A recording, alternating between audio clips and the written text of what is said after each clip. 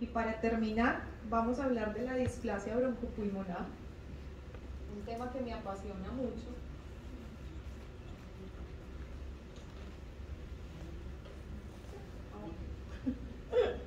Es que hay veces, bueno, esta es una enfermedad realmente multifactorial, que es la consecuencia de tener una vía respiratoria en desarrollo y una vía vascular en desarrollo, de un niño que también se expone prolongadamente al oxígeno y se expone prolongadamente a otras noxas que empiezan a generar una enfermedad pulmonar crónica.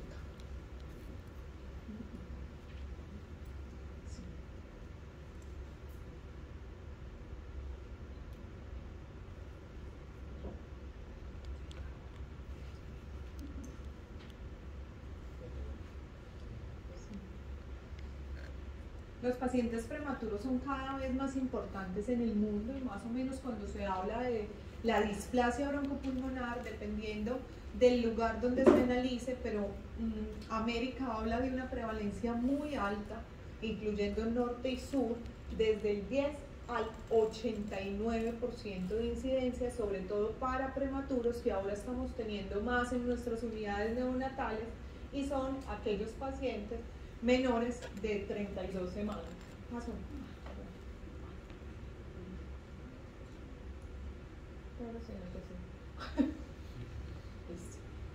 Hay algo importante con respecto a las definiciones, y es que cuando uno mira la cohorte de pacientes en el mundo, la displasia es más prevalente en aquellos mucho más prematuros, razón por la cual la definición que aplicamos la aplicamos más o menos hasta las 34 semanas de edad gestacional corregida. De ahí en adelante no catalogaríamos displasia, sino el grupo de esos enfermos pulmonares crónicos que puedan tener otra etiología que no sea la inmadurez y la simplificación alveolar y vascular. ¿Qué ha pasado en el tiempo? Muchas definiciones, y acuérdense que trabajábamos con definiciones de aquellos prematuros que teníamos en las unidades que tenían más de 28 días de oxígeno y que posteriormente clasificábamos de acuerdo al porcentaje de oxígeno. Pero eso no predecía los resultados a largo plazo. Entonces nos empezamos a dar cuenta que 28 días de oxígeno no era tan importante como llegar a las 36 semanas de edad gestacional corregida con oxígeno, y esta era la que sí determinaba el riesgo neurológico y el riesgo respiratorio. Razón por la cual hicimos un trabajo colaborativo con ASCON y queda como definición de displasia para toda Colombia y extrapolada de la literatura, aquel soporte respiratorio a las 36 semanas de edad gestacional corregida o al alta al hogar en grado 1, grado 2 y grado 3 si tienen pacientes todavía en ese momento con ventilación invasiva. También muy importante para saber que este grupo, grado 2 y grado 3, es un grupo de mucho riesgo en los primeros 2 años de infecciones respiratorias y de generar más morbilidad respiratoria por las infecciones respiratorias. Cuando estén en las unidades neonatales, ¿quién va a tener más riesgo? Aquel que nació mucho más prematuro, el menor de 750 gramos, el que les haga algún tipo de fuga aérea. No puedo caminar tanto. Aquel que tengan en ventilación invasiva más de 10 días o aquellos que les hayan hecho sepsis tardías en las unidades. Y ahora estamos hablando también de fenotipos, de cara a la incubadora poder descubrir que hay un grupo de pacientes que tienen más compromiso de vía aérea central, y los estamos viendo con malasias, con estenosis, con estridor por el tiempo que han estado intubados. Aquel subgrupo de pacientes que es un fenotipo del parénquima, y es el parénquima el que está enfermo y el alvéolo por todo lo que ha recibido de ventilación y de oxígeno. Otro fenotipo intersticial, un fenotipo vascular, que es la asociación de esa simplificación vascular y de los que tenemos hipertensos pulmonares o incluso con hipertensión arterial o con hipertrofias del ventrículo derecho. Otro grupo congestivo, que son los que nos hacen mucho edema pulmonar en las UCIs neonatales después de las transfusiones o de nuevo, y un compromiso de vía aérea periférica, que es el que pueden escuchar o auscultar con roncos o sibilancias. Teniendo en cuenta que hay un fenotipo vascular, uno de vía aérea, uno parenquimatoso que pueda tener componente de vía aérea periférica o alveolar, es que tienen diferentes opciones de tratamiento y diferentes estudios. Ya no es global para todos, sino también seleccionar el paciente. Y seleccionar el paciente va de la mano en que si tengo compromiso de pequeña vía aérea, pueda tener algún chance los tratamientos antiinflamatorios. Si lo que tengo es compromiso de la vasculatura, trabaje con óxido nítrico o con vasodilatadores. Si lo que tengo es compromiso parenquimatoso, mire estrategias de ventilación y mire la asociación con la parte digestiva. Y si es compromiso de vía aérea grande, mire también qué pasa con la exploración de la vía aérea. Puede que algunas veces nos enfrentemos a que en las UCIs neonatales tengan niños o egresen niños que tuvieron una displasia potencialmente fatal, que fue aquellos que a sus 38 semanas todavía tenían presión positiva o tenían vasodilatadores pulmonares. Entonces, grande, ¿qué hacemos? En la unidad neonatal, nace el prematuro y tenemos, ojalá no tuviéramos que intubarlos, y si se intuban, administración de surfactante temprano y ojalá extubación no invasiva. Si lo intubamos, parámetros ventilatorios protectores, la cafeína, y vamos a ver qué discusión hay en vitamina A. Entonces,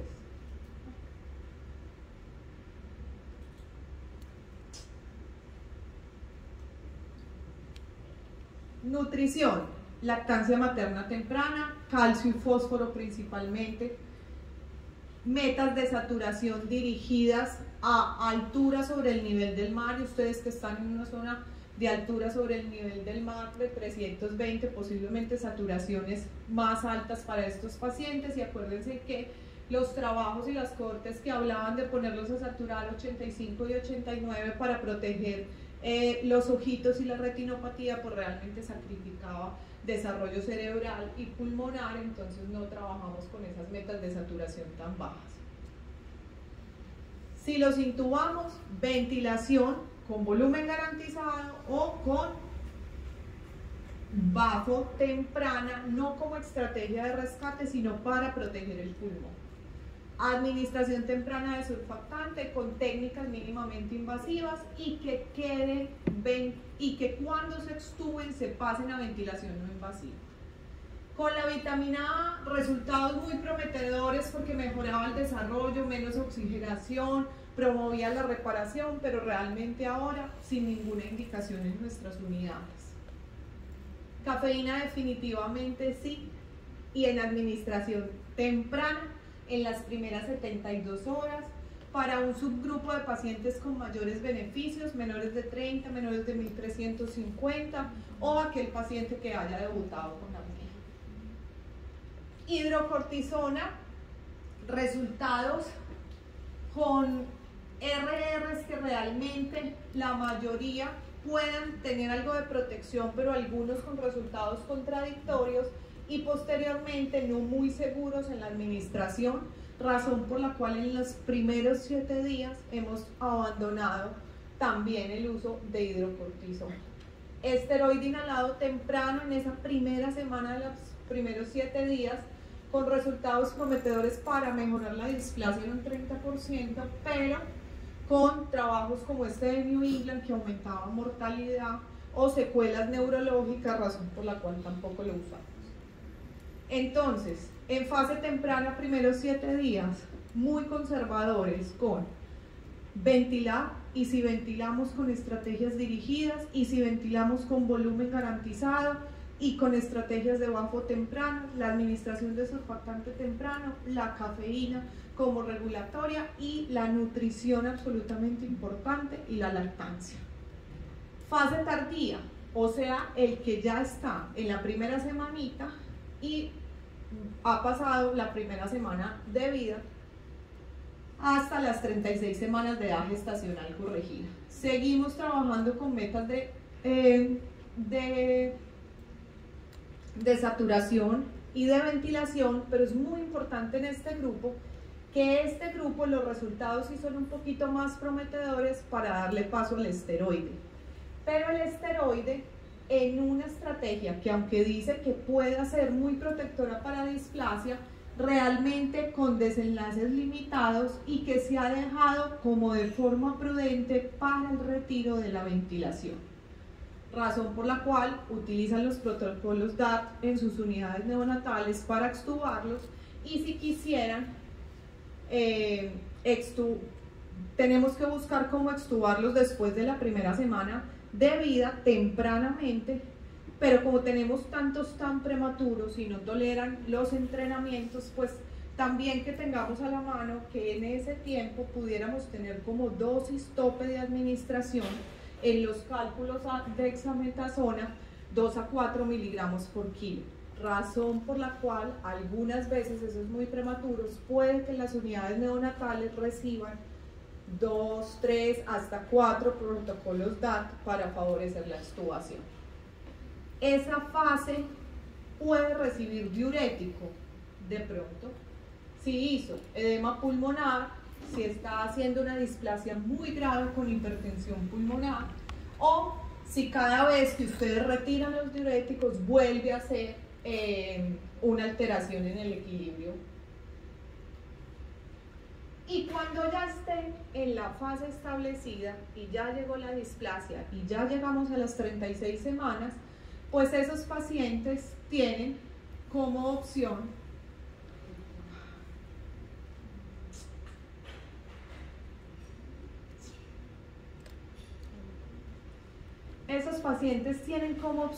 que ya de cara al paciente establezcamos qué le está pasando.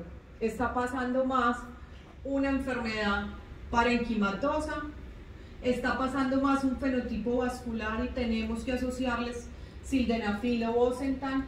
Realmente los vemos absolutamente comprometidos si tienen una enfermedad intersticial muy severa y hay que empezar a buscar otras condiciones, incluso genéticas asociadas. Tienen todo un fenotipo congestivo que sí necesita de los diuréticos y de un manejo cardíaco diferente. El compromiso que están viendo es en vía aérea central y necesitan una exploración diferente, o son los que tienen auscultación patológica y posiblemente podamos usar algunas pruebas terapéuticas con broncodilatadores y con esteroides. Palivizumab en esta zona de displasia ya establecida sigue siendo primordial para los pacientes displásicos, y la inhaloterapia sí dependerá de ese fenotipo de vía aérea periférica y de qué tanto responden clínicamente los pacientes. Es muy cierto que ya ese subgrupo tiene un riesgo muy aumentado de sibilancias recurrentes y de empezar a hacer compromiso en vía aérea periférica, y se dice que hay una asociación grande en desórdenes sibilantes. ¿Es asma o no es asma? Es difícil caracterizar porque posiblemente la inflamación de ese subgrupo de pacientes no es eosinofílica y no es alérgica, va ligada muy a manifestaciones neutrofílicas y pausigranulocíticas, pero sí hay componente de una vía aérea en desarrollo que pueda tener algún componente de hiperreactividad, y este estudio como base dice que el 27% de los prematuros podrían responder a beta-2, o sea que podrían recibir una prueba terapéutica. No es solo aquí, no es solo lo que les pasa en la unidad neonatal, es que realmente de una simplificación alveolar, de una simplificación vascular, quedan niños con vías aéreas y parénquima con menor función pulmonar y niños con vasculatura pulmonar comprometida, donde la difusión, el intercambio de oxígeno también es diferente porque se reduce la superficie alveolar y la densidad capilar. Niños que tenemos con menos B1, y que incluso las cohortes dicen que a lo largo del tiempo en la adolescencia y en la edad adulta podrían tener menos función pulmonar, y tienen menos capacidad de ejercicio. No significa que haya que limitarlos para hacer actividad deportiva, pero sí hay que preparar a las familias que para deportes de altas competencias posiblemente hay que reorientarlos. ¿Por qué? Porque hay un compromiso cardiorrespiratorio, un consumo pico de oxígeno mejor, una menor fuerza de los músculos inspiratorios y una capacidad disminuida. Por eso es que estos niños necesitan rehabilitaciones respiratorias tempranas. ¿Cómo debería ser el seguimiento neumológico? Inicialmente vamos muy ligados a la clínica del paciente, porque lo que hay planteado en el cono sur y en otra literatura como la bipletismografía o las compresiones torácicas no están validadas en nuestro país. De hecho, tampoco están validadas para Estados Unidos, razón por la cual no ven muchas publicaciones al respecto. Entonces, nuestra primera fase va muy ligada a cómo es la clínica del paciente, a qué ha pasado con la oximetría, cómo va el ecocardio. Entre los 3 a los 5 años hacemos oscilometrías de impulso. Después de los 6 añitos empezamos a hacer seguimiento con espirometría. Y después de los 8 años empezamos no solo a pensar en la espirometría, sino a abrir la función pulmonar. ¿Qué pasó en volúmenes pulmonares? ¿Qué pasó en difusión? ¿Qué pasó en su caminata de 6 minutos? Y más grandecitos y adolescentes, cómo toleran el ejercicio en pruebas cardiorrespiratorias como la ergospirometría. Hay algo importante y es lo que también vemos en nuestras consultas, y es el que se va de la unidad neonatal para un programa de alto riesgo debe cumplir estas características para irse de sus unidades neonatales y de sus hospitales.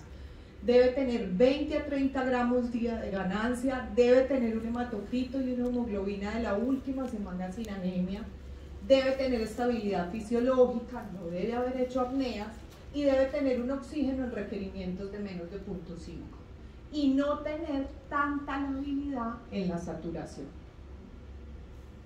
Tanto para los programas de seguimiento estructurados como los programas canguro, que tenemos hasta las 40 semanas seguirlos semanalmente y hasta después de las 40 semanas seguirlos cada 15 días.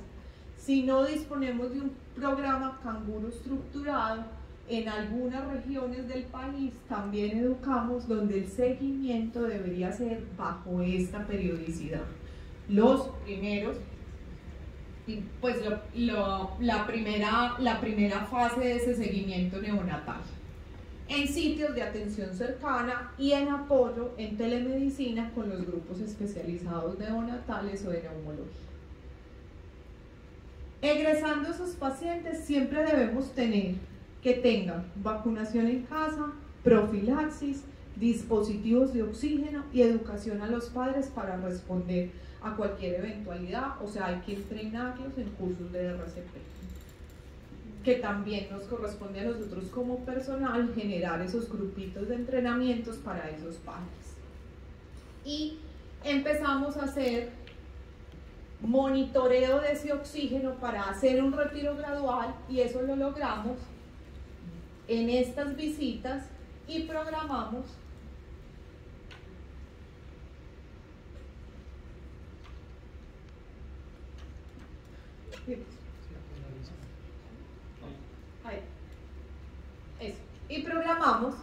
un monitoreo idealmente de 3 horas.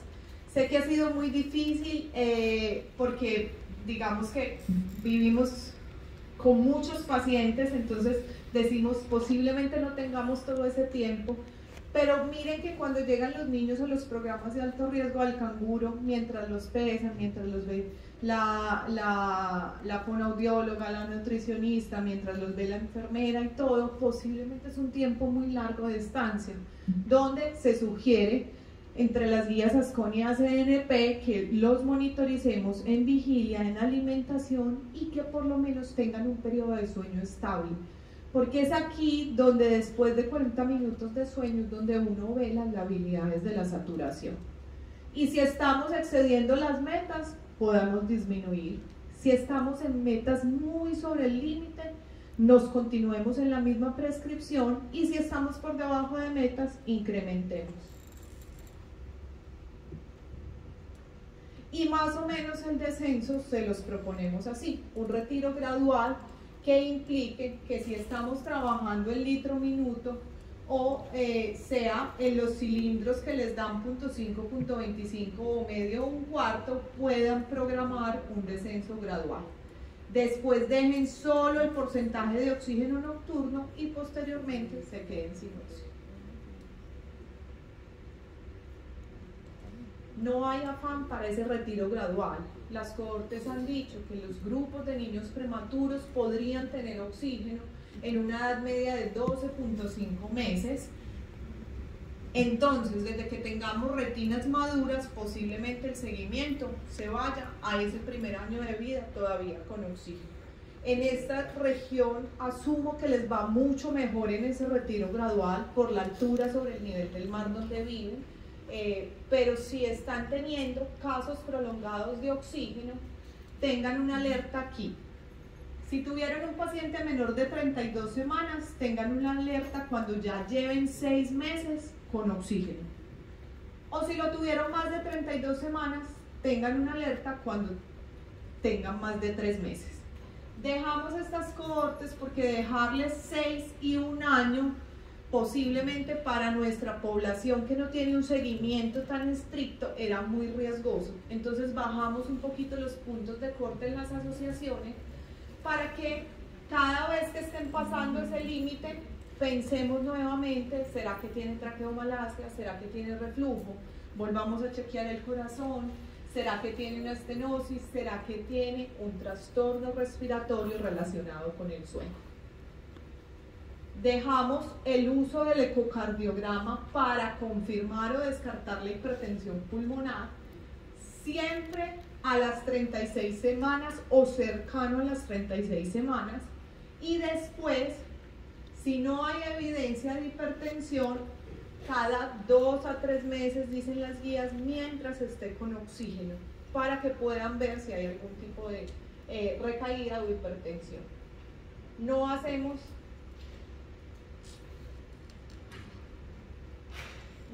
radiografías de rutina, no requerimos de ese monitoreo en la evaluación de los prematuros y dejamos el polisomnograma para aquellos pacientes que tengan sospecha de apneas obstructivas, apneas centrales importantes que tuvieron en las unidades neonatales y que les siguen generando dudas por valores muy altos, que le hagan control en los servicios ambulatorios o incluso antes del alta si siguen teniendo pacientes que todo el tiempo tienen la habilidad en la saturación e hipoxemias intermitentes. Y para el grupo del fracaso del retiro gradual de oxígeno, no para todos, sino cuando estamos tocando ese límite del que hablamos, menor de 32 semanas con más de 6 meses de oxígeno.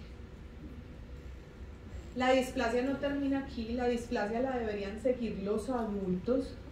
Los adultos deberían preguntar por prematurez porque cuando uno llega a los 40, 43 años y fue prematuro, el riesgo de trastornos del sueño es muchísimo y hay enfermedades de asma, enfisema, hipertensión pulmonar que fueron ligadas a la prematurez.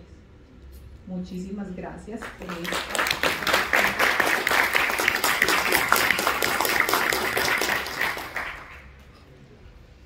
Si tienen alguna pregunta.